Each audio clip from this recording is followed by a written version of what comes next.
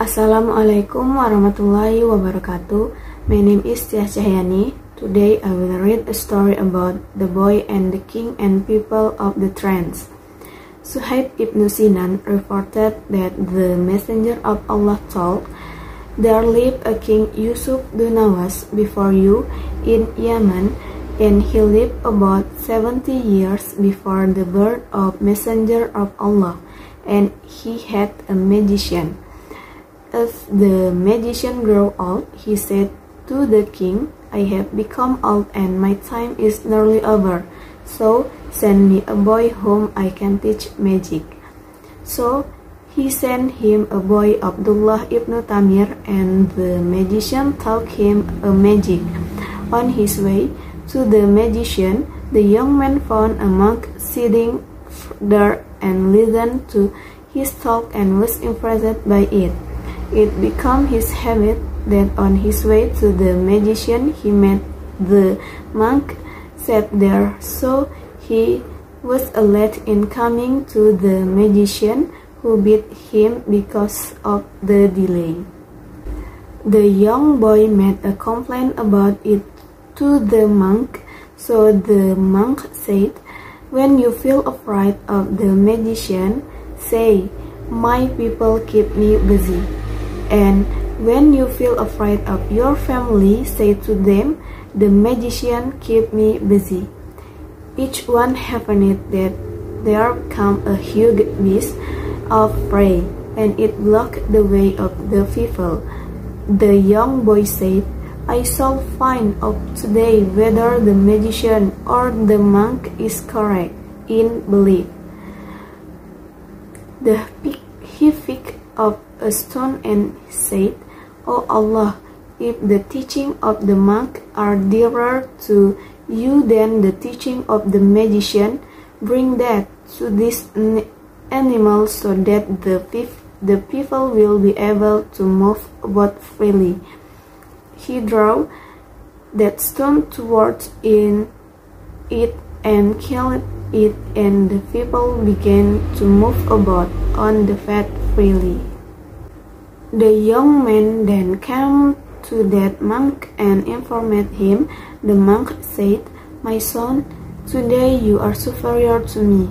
Your affairs have reached a stage where I find that you will soon be put to the test, and in that case don't reveal my identity." The young man began to treat the blind and those suffering from leprosy and began to cure people of all kinds of illness. There was a courtier of the king who had become blind, and he heard about the boy. He came and brought a number or gifts for the boy and said, "If you cure me, all these things collected together will be yours." He said, "I myself do not cure anyone. It is Allah who cures. And if you affirm faith in Allah, I shall also supplicate Allah to cure you." He made his faith in Allah, and Allah cured him. He came to the king and sat by his side as he used to sit before. The king said to him, "Who restored your eyesight?" He said, "My lord." The king then asked, "I did?" The courtier said, "No, my lord and your lord, Allah." The king said, "Do you have another lord beside me?" He said, "Yes, your lord and my lord is Allah." Whereupon the king took hold of him and tortured him until he revealed the identity of the boy.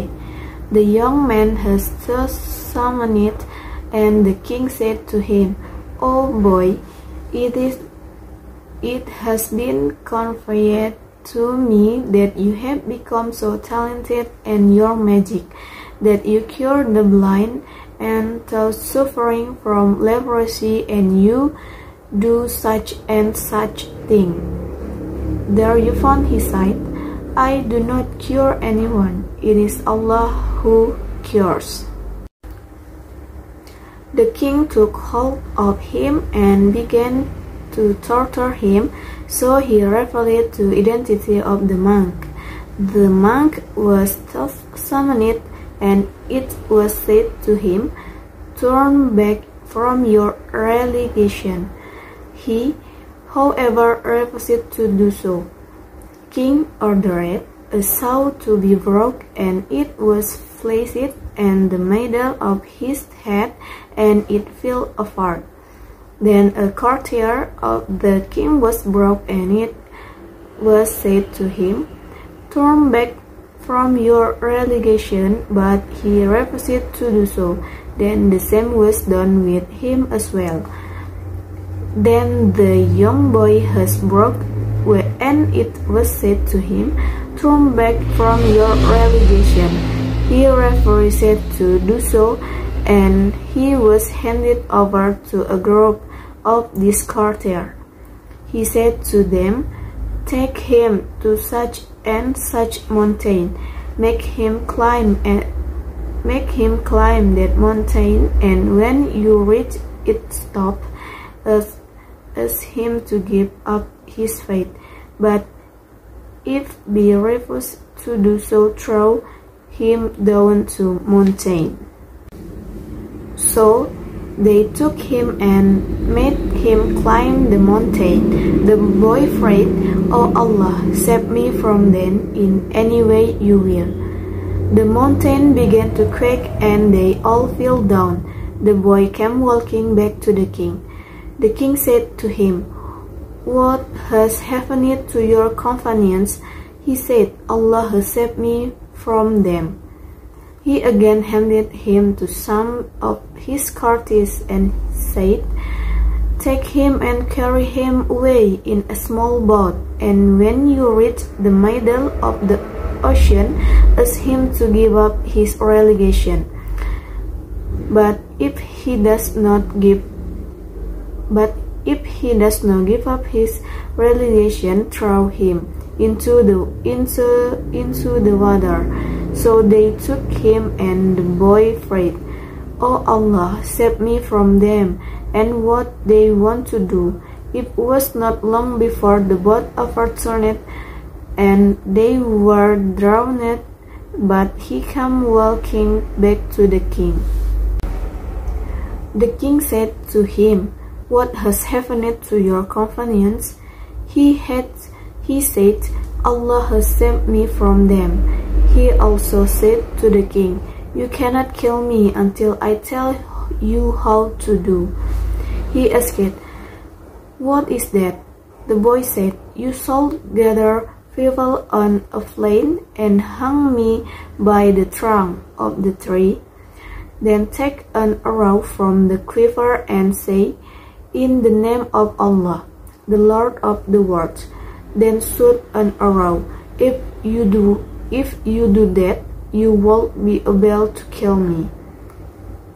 So he did this, and placing an arrow in the bow, he shot it, saying, "Bismillahirrahmanirrahim, in the name of Allah, the Lord of the young boy." The arrow hit the boy in the temple, and the boy placed his hand over the arrow wound and died. The people proclaimed, we affirm our faith in the Lord of this young man." The courtiers came to the king, and it was said to him, "Do you see what has happened? That which you feared has taken place, that their faith is in the Lord." So he ordered that ditches to be dug and entrances to the roads, and it was done, and fires were kindled in them. Then the king said, "Whoever abandons his religion, let him go, and whoever does not, throw him into the fires." The people courted that but did not refuse their faith from Allah, until a moment came with her baby whom she was breastfeeding. She felt hesitant about jumping into the fire. The baby spoke to her, "Be patient, mother, for verily you are following betrothed." Muslim and Imam Ahmad recorded it. According to some reports, about more than 12,000 people were burned into ashes. After that, the fire flared up so high that its flames outwardly throughout the city and burned all those who were watching the fun burning the Muslim.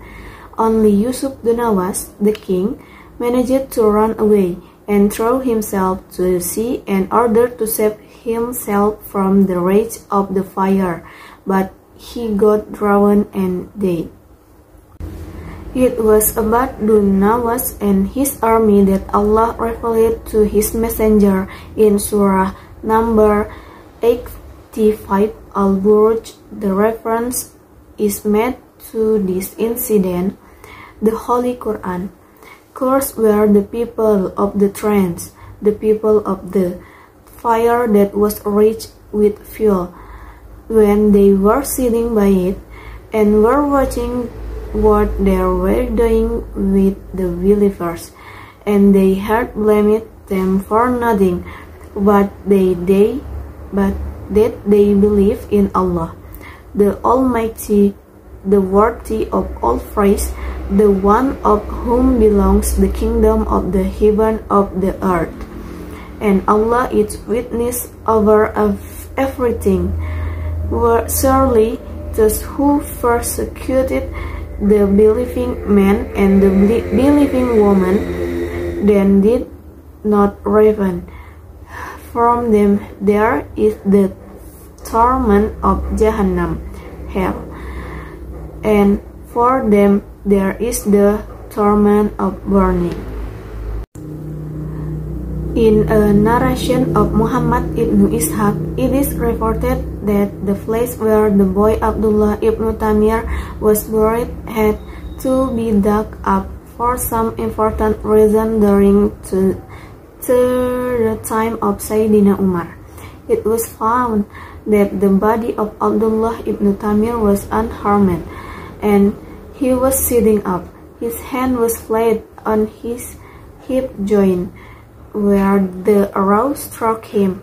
Some people moved his hand out from that place, and his wound started bleeding, and the hand was placed back in its position. The bleeding stopped. There was a ring in his finger which had the inscription, "Allahu Rabbi," Allah is my Lord. The governor of Yemen informed Sayyidina Umar about this, and he wrote back in reply, "Cover the body back as it was with his finger ring." Tafsir Ibnu Katsir.